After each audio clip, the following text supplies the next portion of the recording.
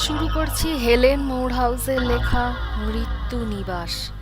এর আগে আমরা এই নভেলের যেখানে শেষ করেছিলাম, আজ তার পরবর্তী অংশ থেকে শুরু হবে।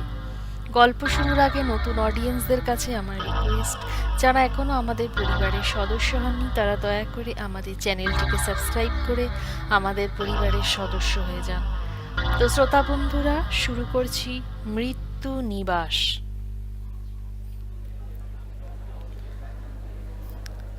একজন ইউনিভার্সিটি স্টুডেন্ট হয়ে আপনার গ্রামের ওসব স্থানীয় লোকের আজে বাজে কথায় বিশ্বাস করা উচিত নয়। রাগত গলায় কথাটা বলেই ফের কোলে রুবির দিকে মনোযোগ দিল মার্থা। পিটারসন একটুও রাগ করলেন না মার্থার কথায়। বললেন, আমি কোনো কিছুই স্থানীয়দের কাছ থেকে শুনে আপনাকে বলছি না ম্যাডাম। আমি আপনার কাছ থেকেই সব শুনে বলছি। এ কথায় মার্থা ফের চমকে তাকালো পিটারসনের মুখের দিকে। পিটারসন সেটা লক্ষ্য করে গম্ভীর গলায় বলতে লাগলেন, প্যারাসাইকোলজি নিয়ে কোর্স শুরু করার আগে আমি সাইকোলজি নিয়েও ডিগ্রি কমপ্লিট করেছিলাম ম্যাডাম। আপনি যে তখন থেকে আমার কাছে অনেক কথা চেপে গেছেন তা আমি আপনার মুখের ভাব দেখেই স্পষ্ট বুঝে গিয়েছি অনেকক্ষণ আগেই।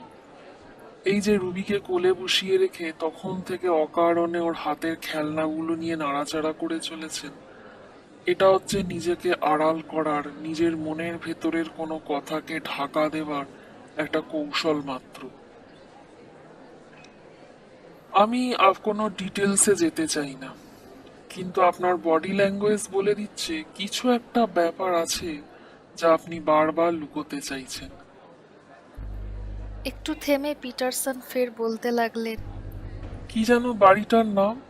ওহ ইয়েস, ইরি ফার্ম।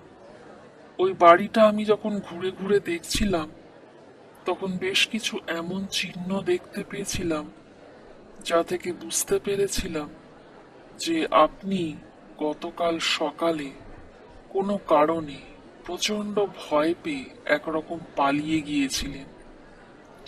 আমি বুঝতে পারছি আপনি ওই বাড়িতে থাকতে অত্যন্ত ভীত এবং আতঙ্কিত হয়ে পড়েছিলেন, আর তাই আমি আপনাকে হেল্প করতে চাই।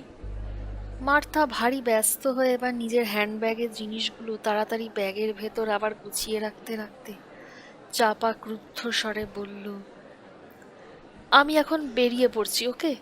আর শুনে রাখুন, আমার কারোর হেল্পের দরকার নেই। আমি জানি আপনার পেপারটা কমপ্লিট করা নিয়ে দরকার, তাই আমার পেছনে আদা জল খেয়ে লেগেছেন।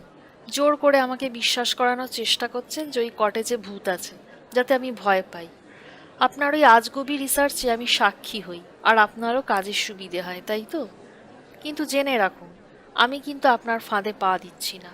আমি অত বোকা নই। আমাকে এখন কটেজে ফিরে গিয়ে বাকি সামানগুলো প্যাক করে ফেলতে হবে। আমাকে ওই কটেজ ছেড়ে, এই গ্রাম ছেড়ে চলে যেতে হবে, বুঝলেন? বলে মার্থা আর এক সেকেন্ডও বসল না। বিদ্যুৎ গতিতে টেবিল ছেড়ে উঠে দাঁড়ালো সে। পিটারসন টেবিলে বসে বসেই মার্থাকে চুপচাপ লক্ষ্য করতে লাগলেন, তার গতিবিধি নিরীক্ষণ করতে লাগলেন। মার্থার আসলেই ওই কটেজের ধারে কাছে যাবার এখন কোনো ইচ্ছে নেই, কিন্তু পিটারসনের সামনে মুখে এমন ভাব দেখাতে লাগলো যেন তার মোটেও কোনো ভয় ডর লাগেনি। পিটারসন সাইকোলজি দৃষ্টিভঙ্গি নিয়ে মার্থার ব্যাপারটা বুঝতে পারলেন। নিজের মনেই নিঃশব্দে মুচকি হাসলেন। তাকে একা নিজের মতো চলে যেতে দিতে চাইলেন হোটেলের ঘরে। মার্থাকে তীক্ষ্ণ দৃষ্টিতে লক্ষ্য করতে করতে পিটারসন আবার বললেন, তা আপনি কি এখন কটেজে ফিরে যাচ্ছেন ম্যাডাম? আপনার বাকি সামানগুলো প্যাক করতে, তাই তো? টেবিল ছেড়ে বেরিয়ে যাচ্ছিল মার্থা। পিটারসনের কথায় ঘাড় ঘুরিয়ে তাকালো ওর দিকে, মাথা নেড়ে হ্যাঁ জানালো। লোকটা এখন ওর কাছে সত্যি সত্যি অসহ্য হয়ে উঠেছে। পিটারসন এবার মার্থার হাতের দিকে ইশারা করে বলল, আপনার কিট ব্যাগটাকে তো দেখছি না। ওটা কি রিসেপশনে রেখে এসেছেন নাকি গাড়ির ডিকিতে তুলে রেখে এসেছেন? যদি না রেখে আসেন তাহলে আমি আপনাকে হেল্প করতে পারি। মার্থা এবার কেমন শূন্য দৃষ্টিতে চাইল পিটারসনের দিকে। প্রথমটায় বুঝতেই পারল না পিটারসন কি বলছেন। বিহ্বলভাবে বলল, কিট ব্যাগ? এমনভাবে কিট ব্যাগ কথাটা উচ্চারণ করলো মার্থা যেন পিটারসন ওকে মস্ত একটা ধাঁধায় ফেলে দিয়েছেন। হ্যাঁ, আপনার কিট ব্যাগ যেটা হোটেলে আসার সময় নিয়ে এসেছিলেন। এবার বুঝতে পারল মার্থা। বলল, অ্যাকচুয়ালি আমি আজ রাতটাও এই হোটেলেই কাটাবো। বলেই নিজেকে আবার বোকা বোকা মনে হলো মার্থার। ইস, সে আবার ধরা পড়ে যাচ্ছে।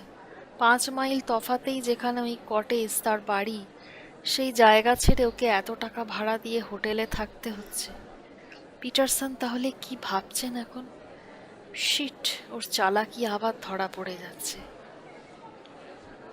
পিটারসন আবার বলে উঠলেন, ওহ, রিয়েলি? আপনি তাহলে ওই কটেজে থাকতে সত্যি সত্যি একটুও ভয় পাচ্ছেন না, তাই না? তবেই তো আপনাকে হোটেলে এসে থাকতে হচ্ছে। কথাটা বলে মিটিমিটি হাসতে লাগলেন পিটারসন। ওর কটাক্ষটা বুঝতে পারল মার্থা। খোঁচাটা গায়ে না মেখে সে বলল, না, অবশ্যই ভয় পাচ্ছি না। বেশ, তার মানে আপনি এখানে আরেকটা রাত কাটাচ্ছেন, কিন্তু এখন আপনি কটেজে ফিরছেন আপনার সামানগুলো আনতে, তাই তো? মার্থা ঘাড় নেড়ে বলল, হ্যাঁ। পিটারসন বললেন, তবে আমিও ভাবছি আপনার সঙ্গে যাব। আমার একটা নোটবুক ওখানে ফেলে এসেছি, তাই। না, না, না। শব্দটা প্রায় সঙ্গে সঙ্গে মার্থার মুখ দিয়ে বেরিয়ে এলো, কিন্তু তারপরেই দেখলো পিটারসনের মুখে একটা খোঁচা দেওয়া হাসি। তাড়াতাড়ি নিজেকে সামলে নিয়ে এসে বলল, বেশ, বেশ, তবে চলুন। মনে মনে মার্থা ভাবল, নোটবুকটা নিয়ে লোকটা যদি মানে মানে বিদেয় হয় তাহলেই বাঁচোয়া। কেন যে হঠাৎ এখানে এসে জুড়ে বসলো ভগবান জানে। বিরক্তিকর। পিটারসন রিসেপশনে বসে মার্থার জন্য অপেক্ষা করতে লাগলো। কিছুক্ষণের মধ্যেই বাইরে যাওয়ার পোশাক পরে প্রস্তুত হয়ে ফিরে এলো মার্থা। একদিক থেকে এই সময় কটেজে যাওয়াটা ভালোই। এটাই তার সুবর্ণ সুযোগ কটেজ থেকে তার বাকি জিনিসগুলো সরিয়ে আনার। একা একা সে ওখানে যেতে পারত কি না সে ব্যাপারে তার নিজেরও যথেষ্ট সন্দেহ আছে। হথর্ন কটেজের সামনের দরজায় এসে দাঁড়ালো পিটারসন আর মার্থার গাড়ি দুটো। সেই ব্রিকফোর্ট থেকে পিটারসনের গাড়িটাকে অনুসরণ করে এসেছে মার্থা। দিনের আলোয় কটেজটার দিকে তাকিয়ে কেমন একটা উদাসীনতা ফুটে উঠল মার্থার মধ্যে। এখন এই বাড়িটা আর কিছুই নয় তার কাছে। এর সাথে সম্পর্ক এক প্রকার ছিন্ন করেছে সে। অথচ কিছুদিন আগেও এটাকেই তার স্বপ্ন রাজ্য মনে হয়েছিল। সেই স্বপ্ন এখন দুঃস্বপ্নে পরিণত হয়েছে। সারা রাত ধরে ফ্লোরবোর্ডের আর্তনাদ আর ওই ঘরের দেওয়ালের ভেতর থেকে অদ্ভুত আঁচড়ের শব্দ শুনে কে আর থাকতে চাইবে এখানে। মার্থার কাছে কটেজের মেন দরজার চাবি ছিল, সেটা দিয়ে দরজার লক খুলে ফেলল মার্থা। কিন্তু ভেতরে পা রাখতে গিয়েও রাখল না সে। পেছনে দাঁড়িয়ে থাকা পিটারসনকে আগে ভেতরে ঢুকতে ইশারা করল সে। মার্থার কোলে এতক্ষণ চুপচাপ ছিল রুবি। এবার তার বড় বড় হাই উঠতে লাগলো, অর্থাৎ ঘুম পাচ্ছে তার। ওদিকে সদর দরজা দিয়ে হলওয়েতে পা রেখে পিটারসন এগোতে লাগলেন দোতলার সিঁড়ির দিকে। সম্ভবত ওপরেই ফেলে এসেছেন তার নোটবুকটা। মার্থা ঢুকে পড়ল তার স্টাডি রুমে। সেখানে একটা কৌচের ওপর রুবিকে যত্ন করে শুইয়ে দিল।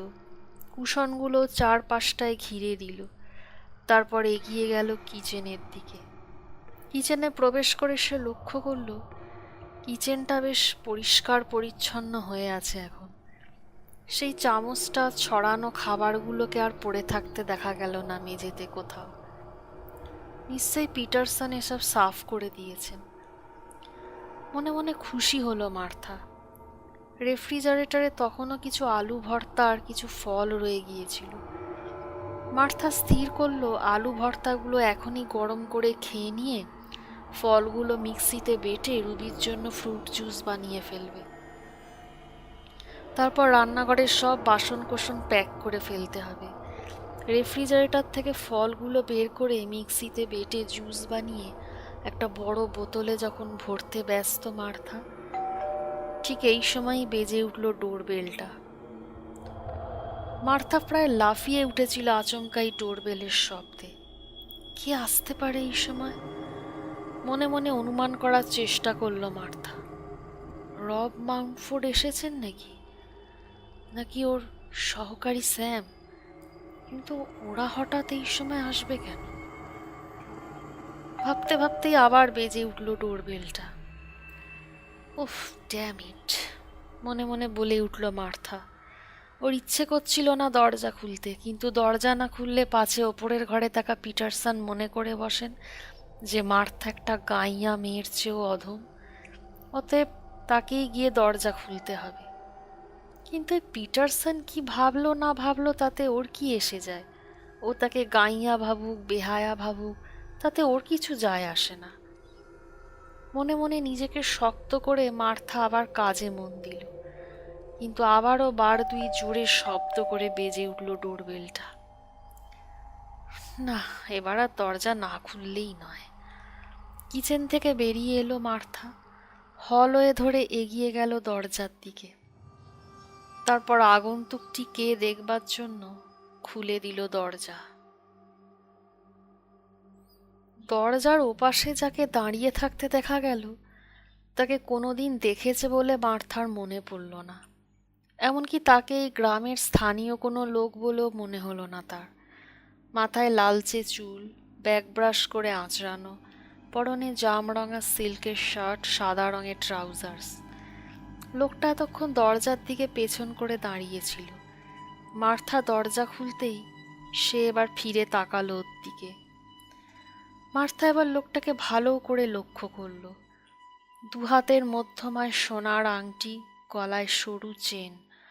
লোকটা লম্বায় খুব বেশি নয়, সামান্য বেঁটে, মুখে চাপ চাপ লাল দাড়ি। মার্থাকে লক্ষ্য করে প্রায় বিনা ভূমিকায় লোকটা বলে উঠল, আমি উইলের খোঁজে এসেছি। উইল পিটারসন কি আছে এখানে? লোকটার ইংরেজি উচ্চারণে স্কটিশ টান টের পেল মার্থা। মার্থা প্রত্যুত্তরে লোকটার পরিচয় জিজ্ঞাসা করতে যাবে, ঠিক এই সময় পিটারসন নেমে এলেন দোতলা থেকে। পেছন থেকে পিটারসনের গলার স্বর শুনে পেছনে তাকিয়ে মার্থা দেখল পিটারসন এদিকেই এগিয়ে আসছেন। তিনি তখন এই লোকটিকে উদ্দেশ্য করে বলছেন, আরে গ্যাব্রিয়েল যে! যাক, তোমার এখানে পৌঁছতে কোনো অসুবিধা হয়নি তো? পিটারসনকে দেখে আগন্তুক লোকটা অর্থাৎ গ্যাব্রিয়েল মার্থাকে পাশ কাটিয়ে দরজা দিয়ে ভেতরের হলওয়েতে প্রবেশ করল। মার্থা অবাক হয়ে একবার পিটারসন, পরক্ষণেই গ্যাব্রিয়েলকে দেখতে লাগলো। অসুবিধে তেমন কিসের? একটা ট্যাক্সি পেয়ে গিয়েছিলাম, বললাম তাকে হথর্ন কটেজ যাব, কিন্তু লোকটা এমনই নাছোড়বান্দা যেদিকে আসতেই চাইলো না। ডবল ভাড়া দিতে চাইলাম, তবু আসবে না। অগত্যা গ্রামের ভেতরই এক জায়গায় নেমে এই কটেজ পর্যন্ত পুরো রাস্তাটা হেঁটে হেঁটেই আসতে হলো। এই ঠা রোদে আমায় একেবারে বিনা ছাতায় এতটা রাস্তা হেঁটে আসতে হলো। Can you imagine? পিটারসনকে দেখে মনে হলো যেন বন্ধু দুরবস্থায় বেশ বিব্রত হয়েছেন। তারপরেই দরজায় দাঁড়িয়ে থাকা মার্থাকে দেখিয়ে তিনি গ্যাব্রিয়েলকে উদ্দেশ্য করে বললেন, দিস ইজ মার্থা, উনি এই কটেজের বাসিন্দা। গ্যাব্রিয়েল একবার ঘুরে তাকিয়ে মার্থার দিকে নিতান্ত সৌজন্যমূলক একটা হাসি দিয়ে বলল, হ্যালো ম্যাডাম। তারপরেই ফের পিটারসনের দিকে ঘুরে বলল, এই হথর্ন কটেজ আর আশপাশের জায়গাটা কিরম পাণ্ডব বর্জিত, তাই না? বিরক্তিকর। পিটারসন উত্তরে কিছু না বলে শুধু একটু হাসলেন। তারপর পিটারসন আর গ্যাব্রিয়েল দুজনেই হাঁটা লাগালেন বাড়ির ভেতরের দিকে।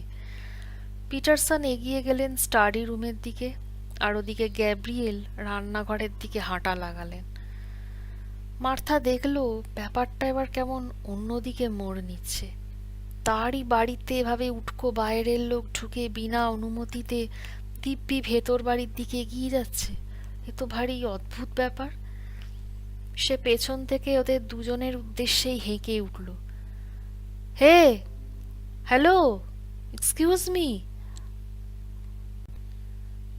আশ্চর্য, পিটারসন বা গ্যাব্রিয়েল দুজনের কেউ ঘুরেও তাকালো না ওর দিকে, যেন ওর ডাক ওরা শুনতেই পেল না। এবার গলার স্বর আরো চড়িয়ে হেঁকে উঠল মার্থা। Hello, excuse me.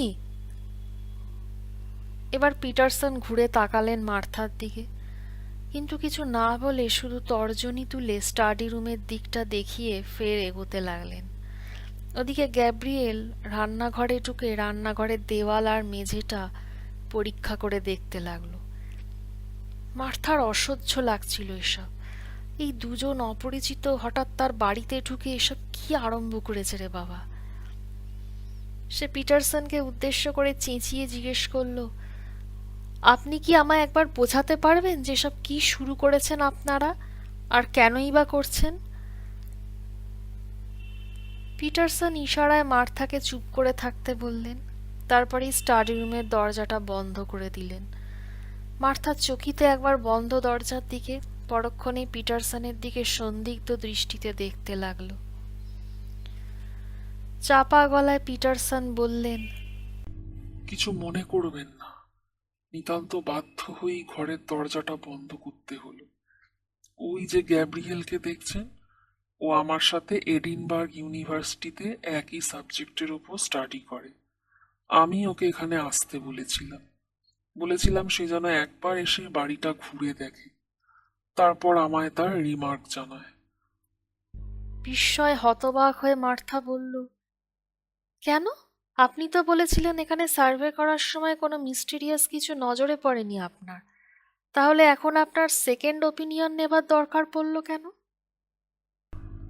এটাকে ঠিক সেই অর্থে সেকেন্ড ওপিনিয়ন বলা যায় না ম্যাডাম, এটাকে বলতে পারেন ডিফারেন্ট ওপিনিয়ন। গ্যাব্রিয়েলের সেন্সিটিভনেসে যদি কিছু ধরা পড়ে। মার্থা বলল, কিন্তু আমার নজরে তো গ্যাব্রিয়েলকে মোটেও সেন্সিটিভ মনে হচ্ছে না। তাহলে সে কেন? মার্থার কথার মাঝেই ঠোঁটে আঙুল ছুঁয়ে মার্থাকে ইঙ্গিতে চুপ করতে বললেন পিটারসন। তারপর বললেন, গ্যাব্রিয়েল একজন মিডিয়াম, ও নিয়মিত প্ল্যানচেটে বসে। এবার বিদ্রূপের ভঙ্গিতে মার্থা বলল, আচ্ছা, মানে ওই মৃতদের আত্মাদের সঙ্গে যারা কন্ট্যাক্ট করে, তাই তো? তা এখানেও কি উনি এরকমই কিছু করতে এসেছেন? পিটারসন বললেন, ও এই কটেজটাকে দেখতে এসেছে, এই কটেজের ব্যাপারে সব শুনেই এসেছে ও। গ্যাব্রিয়েল আমার কাজের সঙ্গী, আমরা দুজনে এরকম অনেক জায়গায় গিয়ে অনেক রকম কেস সলভও করেছি। মার্থা তবু অবিশ্বাস করতে লাগলো পিটারসনের কথায়।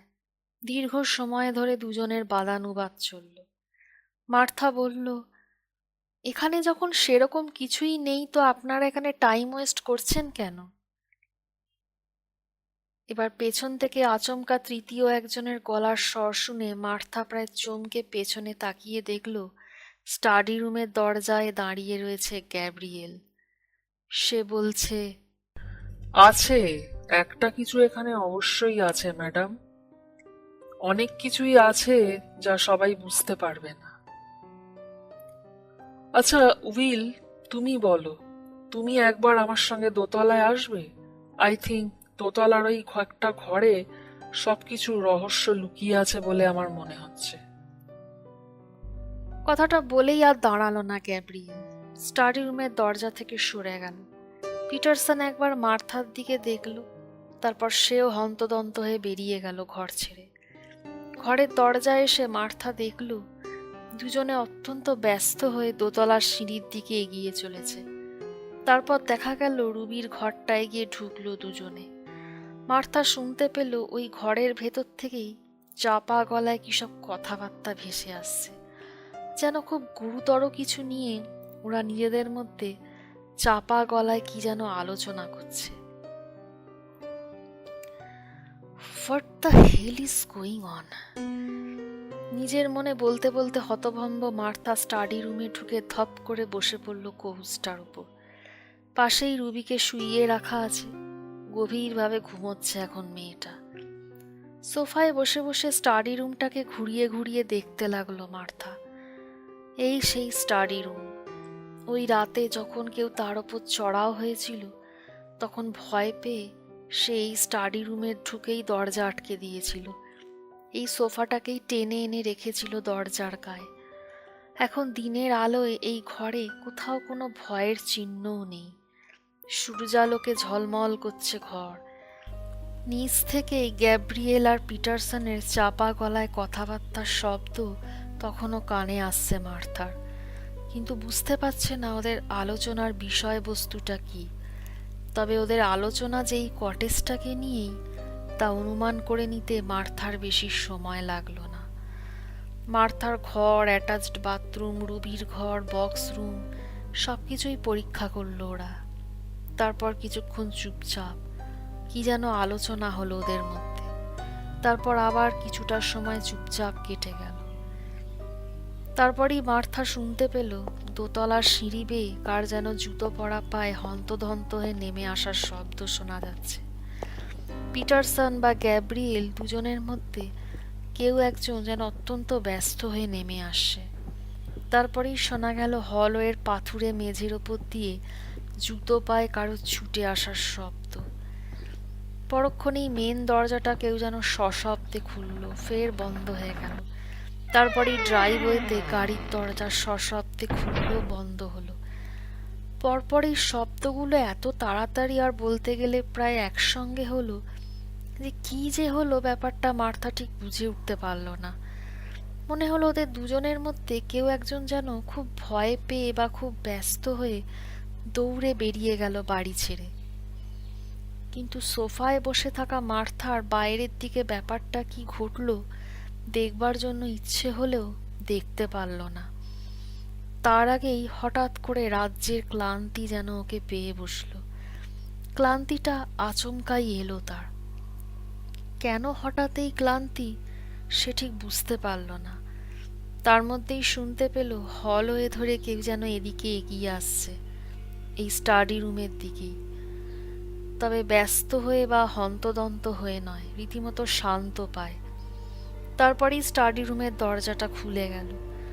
ঘুম ঘুম চোখে মার্থা দেখতে পেল দরজায় দাঁড়িয়ে আছেন উইল পিটারসন। মার্থার দিকে চেয়ে একটু হেসে তিনি শান্ত গলায় বললেন, বিরক্ত করার জন্য দুঃখিত ম্যাডাম। গ্যাব্রিয়েল একটু গলা ভিজুতে যাচ্ছে। আপনাকে ডিস্টার্ব করলাম না তো? মার্থা স্মিত হেসে বলল, না।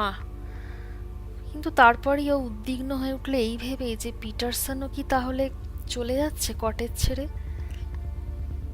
তাই সে পিটারসনকে উদ্দেশ্য করে জিজ্ঞেসই করে ফেলল, আপনিও কি চলে যাচ্ছেন নাকি?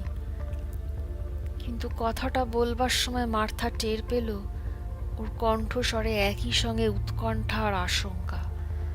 অবাক হলো মার্থা নিজেই।